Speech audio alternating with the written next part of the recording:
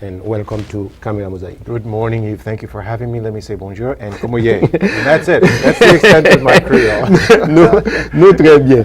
Yeah, just, before we get to MORI, can you introduce yourself to our viewers? Sure. And let me say thank you for having me on. It's a pleasure to be here with you and to share with you and your viewers a little bit about me, but more importantly about the work that we have been doing in state government for the Commonwealth. I am the son of Mexican immigrants. I was born and raised in West Texas in the city called El Paso, which is right on the Mexican border. Part of a very large and very vibrant Latino immigrant community there. I left Texas to come to Boston for college back in the 80s. Have spent most of my work professionally in journalism.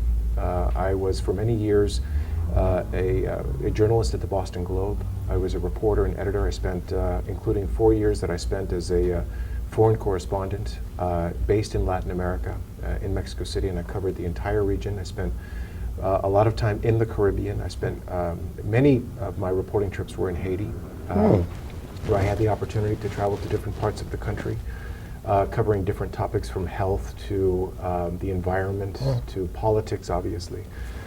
So I have a very fond and special place in my heart for Haiti, but also for... What year you were I in was Haiti? there from 98 until 2001, Okay. about 3 years, and just had a wonderful experience, especially the times that I went to Haiti. Obviously things are much different now in Haiti than they were then, but throughout my career in journalism, I frequently came across issues relating to migration and to the displacement of people because of persecution or civil conflict. So these kinds of issues have always been a part of my work. I left the Globe in May of 2006 to become communications director for Deval Patrick's campaign for governor 4 years ago. I was introduced to Mr. Patrick. I was very much inspired by his philosophies and his views of public service, and so made the decision to leave the Globe to go help him get elected. We won, and have been with him since in the administration. The first year I was in the governor's office, and then when it became clear that my predecessor in this position, a wonderful gentleman by the name of Pierre Imbert. Good friend of mine. Yes, and I know that he was very highly respected. I replaced him in this role, and now I have been in this job 3 years as of this month. And it has been an incredible journey to be able to travel the state, to get to know all of the various communities in the state. And one thing that I have learned is how blessed we are in Massachusetts to have one of the most diverse immigrant communities all across the state, whether we're talking about Brockton or Boston or Worcester or Springfield or even up in Lowell and Lawrence. To be able to get to know all of the people in these communities, the amazing work that has been done, but also the needs that there continue to be throughout these communities. Has been a real lesson, but a real honor to be able to try to serve and to help. A little bit about what we do for the Office of Refugees and Immigrants. We are part of the Executive Office of Health and Human Services. We are statutorily empowered to do two things. We oversee the Massachusetts Refugee Resettlement Program, which is federally funded. Every year, Massachusetts becomes the new home to over 2,000 refugees who come from all corners of the earth. Up until 2 years ago, most of our refugees were coming in from Africa, Ethiopia, Somalia, the Sudan, Eritrea, Burundi. These days, most of our refugees come to us from Iraq. We also have Burmese refugees and Bhutanese refugees, but really, we still see people coming in to the state from all over. Our role is to provide the funds that we get from Washington to different organizations, community-based organizations, faith-based organizations who are responsible for receiving the families when they arrive, helping them get into housing, into healthcare, get their children into schools, help give them English classes, cultural orientation, job training. The whole goal is to help the refugee families become self-sufficient as quickly as possible. The other role that ORI has is to be the lead state agency that helps coordinate all policies and programs across state government that affect or serve immigrant communities. So we work with all different kinds of state agencies and organizations to help them clarify the policies and the practices that they have, whether it's the Department of Transitional Assistance, the elementary early education, whether it's the Registry of Motor Vehicles, helping them make sure that they have the kinds of programs in place that are going to be clear and responsive to people who are immigrants. To that end, we have been working very hard over the last couple of years on an initiative here in Massachusetts called the New Americans Agenda, which began with an executive order that Governor Patrick signed in 2008.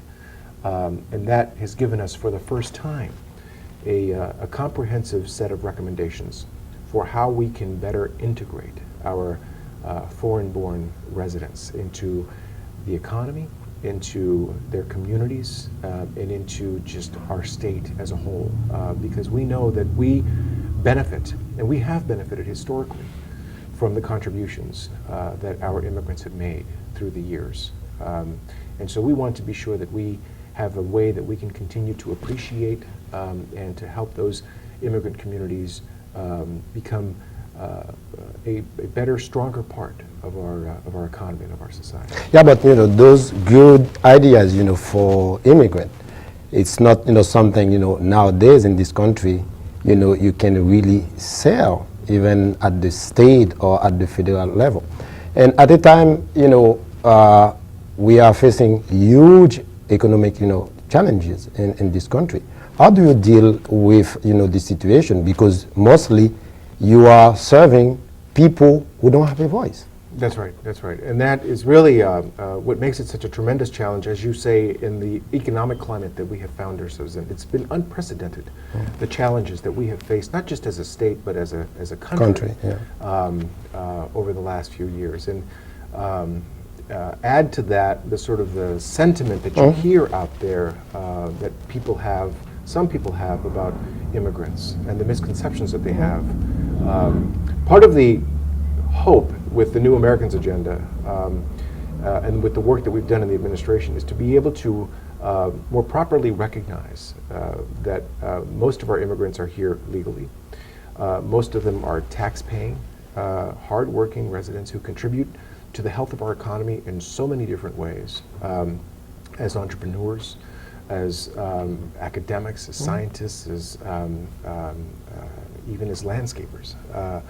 And so to be able to have the kinds of policies in place, you're right, it's hard to have new programs because we as a state find ourselves in such difficult fiscal situations. But we have found that by raising these kinds of issues all across state government, at the commissioner level, at the secretary level, at the governor's level, that having this kind of constant awareness of the needs and the opportunities here has made, I think, our state much more responsive to the needs of our immigrant populations. It's not always easy, especially in a year like this one, which has been so filled with political rhetoric, some of it quite harsh or irrational.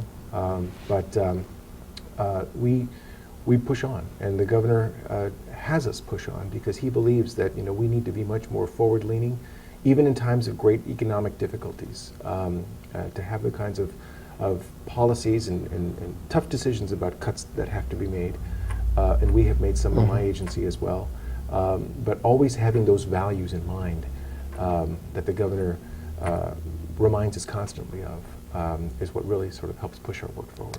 Let's talk a little bit about the Haitian community. What kind of relation your office has with some Haitian non-profit organization? What do you do, especially after the earthquake? Are you involved in program activities to help Haiti? Yes. Well, even before the earthquake occurred, we for many years have served a certain category of people who come to the U.S. or who come to Massachusetts with a certain protected status, and they are called Cuban Haitian entrants. And we have programs and assistance available for these kinds of individuals that are like the kinds of benefits that are given to refugees. They're federally funded to help people get resettled here in the Commonwealth.